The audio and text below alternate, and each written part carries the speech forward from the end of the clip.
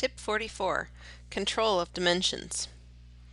I use dimensions at the master data level in my database quite frequently, but I supplement this by using control of dimensions at the general ledger.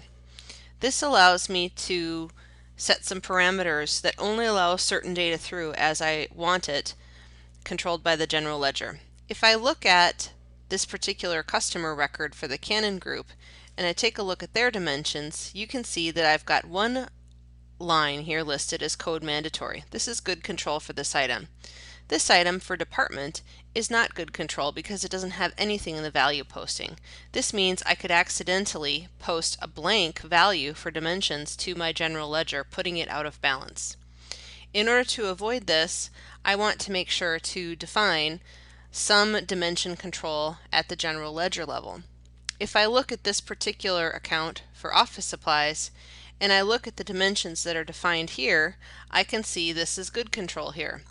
I'm saying for this particular line item, I have to have some kind of a code come through with dimension.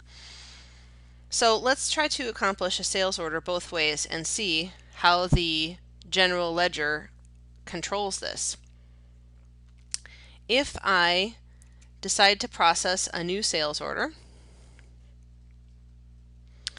and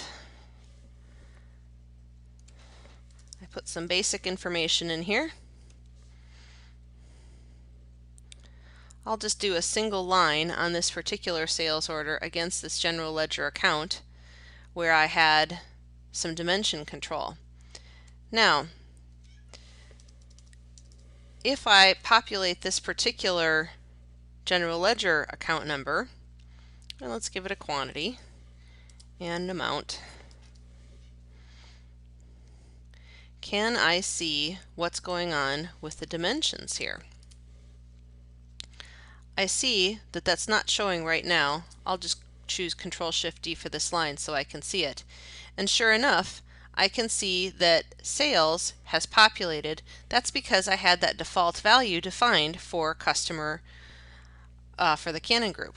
If I choose to delete this information, look what happens.